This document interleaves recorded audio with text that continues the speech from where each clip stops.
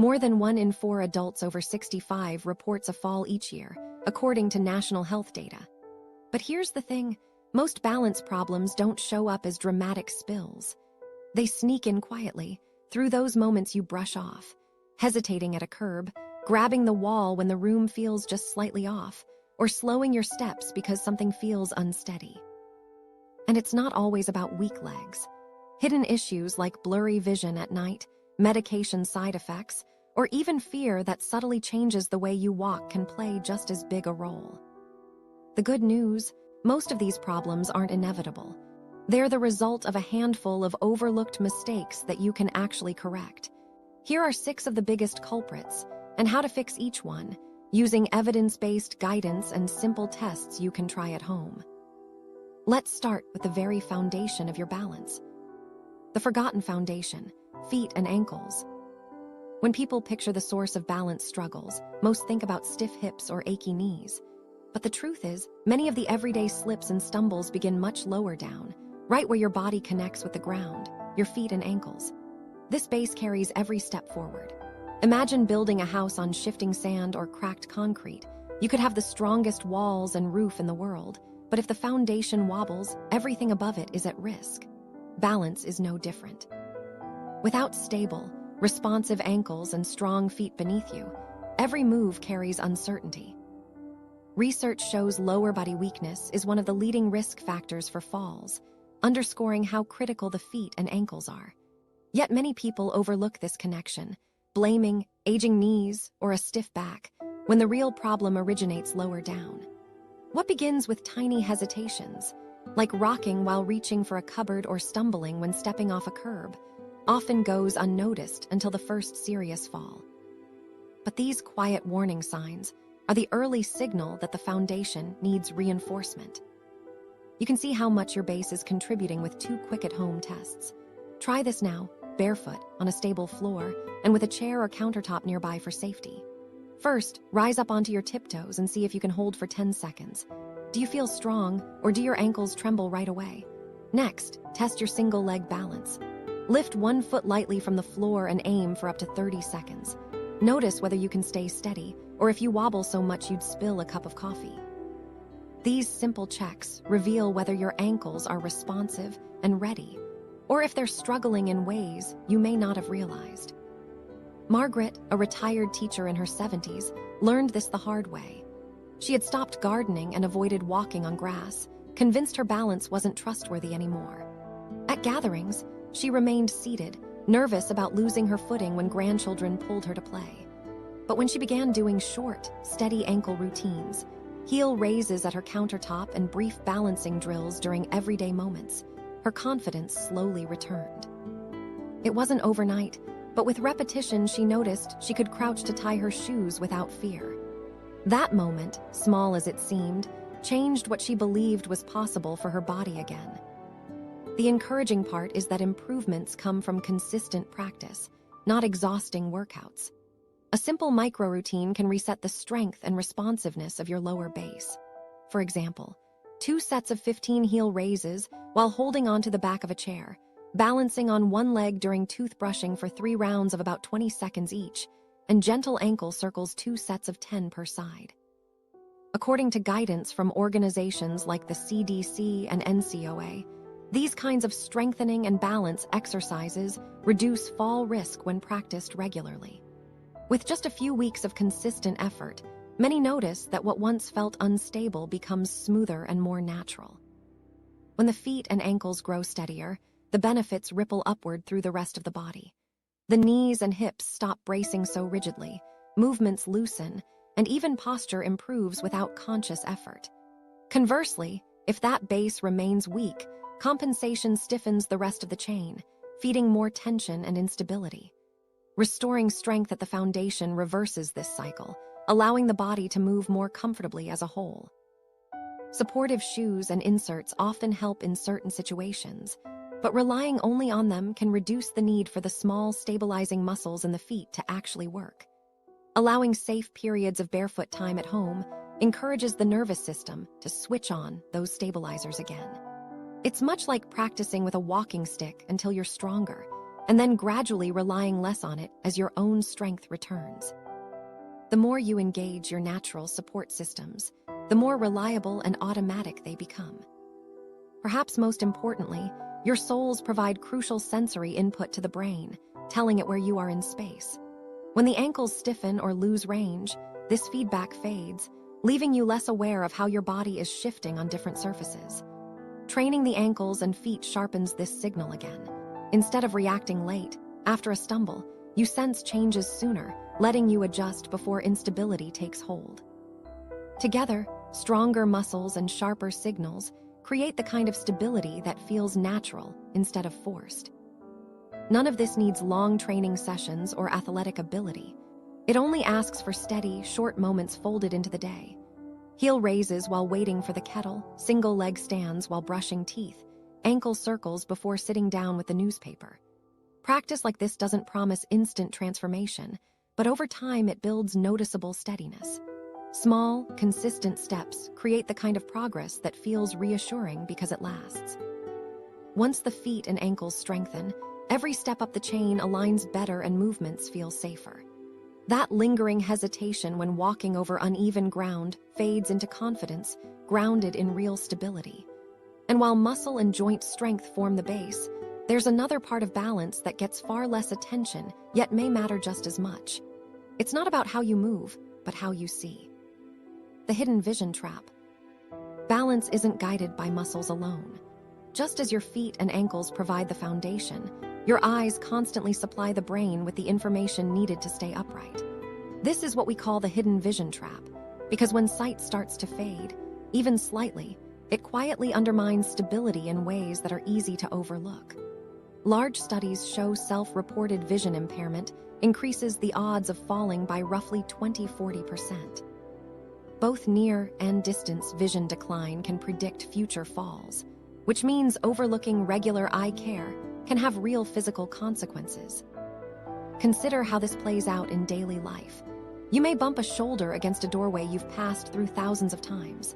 A table feels like it moved, when really depth perception is off by just a few inches. Tripping on the corner of a rug or missing the first step on the stairs might be explained away as simple clumsiness. But in reality, the brain isn't receiving the clear, sharp picture it depends on to guide the body. The result is hesitation, scanning, or even reaching for walls for extra reference points. Loved ones might tease about constantly grazing the furniture, but for the person inside the experience, these moments are small warnings that confidence is slipping. The gradual nature of vision decline only adds to the trap. A prescription that once felt perfect may no longer align with changing eyes. Cataracts, for example, cloud the lens slowly, which makes them easy to downplay until night driving or dim hallways begin to feel like obstacle courses. At dusk, a once familiar hallway can suddenly look murky, and each step across the floor brings uncertainty. The body adapts with shorter, stiffer steps, the very pattern that ironically raises fall risk. For many, this explains why evenings inside the home often trigger more unease than bright daylight ever does. Now, treatment options today are better than ever. Cataract surgery, for instance, is common, relatively safe, and can restore clarity dramatically. But here's a nuance worth noting. Undergoing surgery on only one eye at first can create short-term imbalance because the brain suddenly has mismatched inputs. Until the second eye is treated, or glasses are updated, depth perception may feel skewed. If you've had cataract surgery, it's wise to discuss updated glasses with your surgeon or optometrist and be mindful of temporary differences between your eyes during recovery. Small steps like these reduce the frustration many experience in the transition phase. At the same time, corrective lenses remain one of the most underused tools for stability. Some people rely on store-bought readers or assume their eyesight isn't bad enough for a new prescription. Yet even subtle mismatches, like having one lens slightly weaker than the other, can tilt perception just enough to throw off balance. The American Academy of Ophthalmology recommends a comprehensive exam yearly, or at least every 1 to 2 years after age 65. These visits catch changes sooner, often before they contribute directly to repeated stumbles or falls. Environmental adjustments play their part, too. Improved lighting, reduced glare, and high-contrast markings around changes in floor level maximize the vision you already have. Today, inexpensive smart lighting systems that brighten hallways and stairwells when natural light drops are making homes safer without major renovation. A darkened corner of a bedroom can easily become a hazard if the eyes struggle to adjust. Brighter, well-placed light restores confidence, not by changing the eyes themselves, but by supporting clearer visual input. Let's revisit a real example. Robert, a retired teacher in his mid-70s, believed weakening legs explained his struggle with balance, especially at night. Stepping into a grocery aisle left him unsteady, and neighborhood walks after sunset seemed impossible. His family eventually urged him to update his eye exam. He discovered both outdated glasses and untreated cataracts. With treatment and new lenses, the same hallway that once felt treacherous became manageable again. He later admitted the surprising realization. His legs had remained strong all along, but his blurred vision had masked their reliability. The link between vision and balance becomes clearer when you think of the body's three systems, eyes, inner ear, and muscle feedback, as a triangle of support. If the visual side weakens, the brain leans harder on the other two. But those systems can't replace visual input entirely. They can only partially compensate. Walking in dim light becomes an experiment in guesswork. Imagine wearing tinted sunglasses indoors and trying to glide across uneven ground. The body slows down, stiffens, and every movement feels uncertain.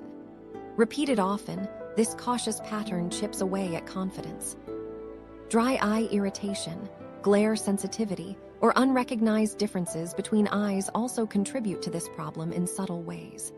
Squinting to clear fuzzy details lowers awareness of obstacles below. Adapting to discomfort by lowering the gaze reduces detection of steps ahead. Over years, small adaptations like these alter posture and gait. A healthcare provider connecting these dots may be the first to explain why repeated bumps and trips aren't just aging legs, but warning signs of untreated vision issues. Outdoor environments add yet another layer. Bright glare from concrete sidewalks or sudden shifts from dim interiors into bright sun can momentarily blind the eyes. Even a brief pause when leaving the house can destabilize steps. Modern photochromic or polarized lenses, designed to transition faster than older models, reduce this strain. By moderating light shifts more smoothly, they minimize moments of instability that might otherwise lead to a stumble at the front porch or curb. But here's the key. Clearer sight alone is not a replacement for building balance at the muscular level. Vision fixes are a key piece. Pair them with ankle and leg strengthening routines, and the protective effect compounds. Vision gives the brain a steady target, while strong lower body support makes use of the information provided. When both systems are reinforced together, confidence in movement rises sustainably. When people finally experience that difference firsthand, like Robert realizing his steps depended on clearer vision all along, they often begin to prioritize eye care with the same seriousness given to exercise or diet. Talking openly about falls should always include the question, when was your last eye exam? Because clarity doesn't just sharpen the world for reading or driving. It feeds into every step, stabilizing the body before hesitation sets in. The real goal is restoring trust. Reliable sight allows the brain and body to coordinate naturally again. Muscles and joints respond to accurate signals rather than fuzzy guesswork. Movement flows more smoothly, less stiffly. Every step feels less like a calculation and more like an automatic rhythm the body remembers. Confidence rises not from wishful thinking, but from systems working together reliably. Of course, not every balance challenge comes from the eyes, even after correction. Sometimes steadiness erodes despite healthy legs and updated glasses. People slow their steps, feel lightheaded, or move as though the ground itself were tilting. For many, the missing piece isn't vision or strength. It's an invisible factor hiding in plain sight, introduced by the very pills meant to protect health. Medication, the balance saboteur no one notices. Have you ever noticed how often dizziness or unsteady steps begin after a new prescription is added to the mix? Medications often play a bigger role in balance than most people realize. Health organizations like the CDC and the National Council on Aging identify sedatives, certain blood pressure medications, some antidepressants, and painkillers as fall risk-increasing drugs. The catch is that their side effects creep in slowly. So many older adults assume the changes in stability must simply be getting older. In reality, a careful look at the medicine cabinet often uncovers triggers no one thought to question. One of the biggest ways medication interferes with stability is by blunting the body's reflexes. Normally, if you trip on a curb or hit a rough patch of sidewalk, your foot flies forward, arms shoot out, and balance is restored before you even realize what happened. But if a drug slows those reflex signals by even a fraction of a second, recovery comes too late. That tiny delay is all it takes to turn a close call into a fall. Because the slowdown is so subtle, people rarely connect it to a prescription. They start believing they've simply lost their balance, when in fact, the delay is chemically induced. Blood pressure, lowering drugs are among the most common examples. By design, they reduce pressure in the arteries, which is essential for protecting the heart and blood vessels. But when pressure drops too sharply, dizziness or that brief, starry vision on standing occurs. If it happens often, stepping forward feels less secure. Muscles don't receive strong enough signals quickly enough, and people unconsciously shorten their stride, waiting for the feeling to pass. Over time, daily movements become tentative, not because of weakness, but because confidence keeps slipping away. Sedatives prescribed for sleep or anxiety create another layer of risk. Their very purpose is to slow the body and calm the mind, but that calming can carry over into movement. Reaction time lengthens, so every step or turn happens in slow motion. Lifting a foot high enough to clear a stair takes a noticeable beat longer, raising the chance that a toe catches an edge. Navigating a crosswalk while moving that little bit slower can also add risk. From the outside, this looks like stiffness or hesitation. Inside the brain and body, it's the medicine stretching out response time. Opioid painkillers highlight still another pathway. While they dampen chronic discomfort, they dim sensory feedback too. Signals about how much weight is on one foot, how far the body has leaned, or where a limb is in space arrive muted. It's like turning down the volume on your body's built-in alarm system. Without those cues, adjustments happen too late. Someone might unknowingly lean past their center of gravity or step awkwardly on uneven ground because their feet didn't report in clearly to the brain.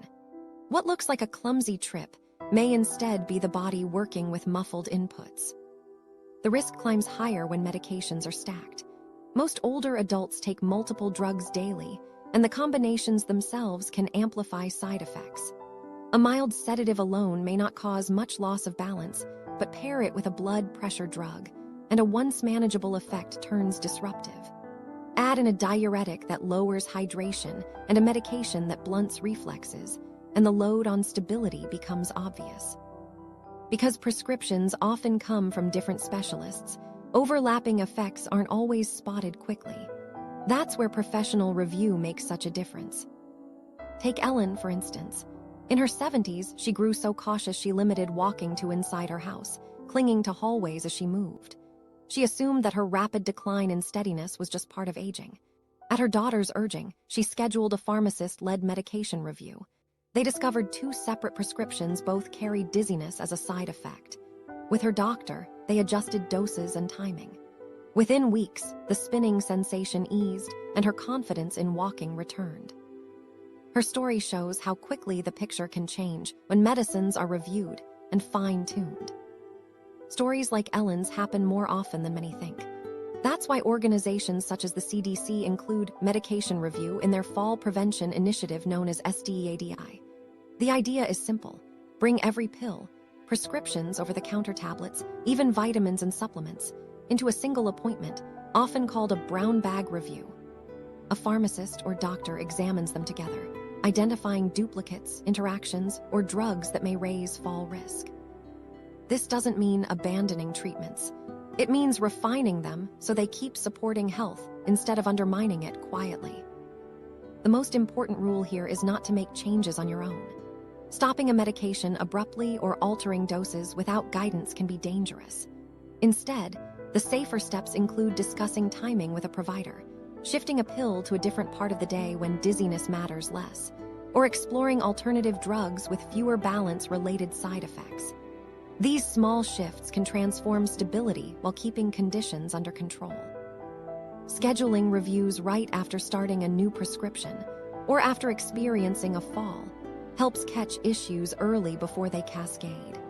And writing down all supplements and over-the-counter remedies ahead of time ensures nothing slips through the cracks. Hydration is another practical factor. Certain medications act as diuretics, pulling water from the body. When fluid levels drop, dizziness rises. That dry mouth feeling can be a red flag that balance is being affected behind the scenes. Combine this with slowed reflexes from another medicine, and walking across a room can feel more hazardous than it should. Recognizing this layered effect helps explain why sudden changes sometimes appear right after adjustments to prescriptions. There's also a psychological side. Repeated dizzy spells make people cautious. They start bracing against walls, reducing activity, or avoiding movements they once managed with ease. While this seems protective, it leads to weaker muscles and stiffer joints, creating the very instability they feared. Side effects from medication might start the process, but fear and inactivity cement it. Rebuilding confidence means not just managing the prescriptions, but also reintroducing gentle movement once dizziness improves. Doing so breaks the cycle of decline and restores trust in the body. Medical professionals are increasingly attentive to this issue. Many clinics now use electronic tools that scan for drug interactions linked with falls during routine visits. Pharmacies often offer fall risk screenings tied directly to medicine lists. A single consult can highlight drugs from different doctors that unintentionally layer on top of one another. Something as small as adjusting two overlapping prescriptions can give dramatic relief. Ultimately, balance depends on clear coordination as much as physical strength. If reflexes are clouded by medicines, no amount of exercise or vision correction can fully solve it. But when medications are streamlined, doses optimized, and timing adjusted, the chemical fog lifts. Suddenly, ankle routines show faster improvements, eye corrections feel sharper, and homes feel safer. Medications matter because they set the baseline for how well all other efforts succeed. So the key takeaway is simple. Not every stumble is due to aging muscles or fading eyesight. Sometimes it's a prescription acting quietly in the background. By asking for a medication review and keeping an open discussion with pharmacists and doctors, older adults often reclaim the steadiness they thought was gone. It isn't quick magic, but it is realistic progress, guided by evidence and professional support. With medications managed smarter, balance improves not only through stronger legs and clearer vision, but through reflexes firing the way they should. And once that foundation is reset, another question emerges. Are the places we move through every day truly as safe as we assume? The safe home that isn't. What often surprises people is that many balance risks are not waiting outside the front door, but inside the very place they feel safest, the home. The living room, bedroom, or kitchen can quietly collect hazards over time, and because they blend into routines, they go unnoticed until a near fall or sudden slip forces attention. Years of familiarity create a sense of safety, but balance doesn't care about familiarity. It responds only to surfaces, obstacles, and lighting as they exist now. Take something as ordinary as socks on hardwood or tile floors. Cozy as they feel, they can transform polished surfaces into skating rinks. Add a throw rug with loose edges or a mat that slides after years of wear, and the floor beneath your feet suddenly becomes unreliable. Most people hardly notice these things, until they do all at once in the moment of a stumble. The shock often feels sharper indoors, because we expect trouble outdoors on ice or uneven sidewalks, not between a sofa and a kitchen chair. Clutter is another invisible culprit. Books stacked beside a favorite recliner, wires stretched to power a lamp, or baskets left in a hallway corner might not look threatening in the daylight. At night, though, when vision blurs and lighting softens, those same objects stand waiting like traps. It's not the heavy obstacles that cause most falls indoors. It's ordinary things left scattered across everyday paths. The danger persists until they're cleared, because unlike potholes outside, they never wash away on their own. Lighting itself plays a huge role. Hallways and stairwells left dark to save electricity might feel manageable in daylight, but the middle of the night reveals a different picture. A single shadow at the base of a step is enough to trigger hesitation or a misstep. And when uncertainty feeds back into how the body moves, steps shorten and balance stiffens. This is exactly the environment where confidence begins to erode. Research supports this concern.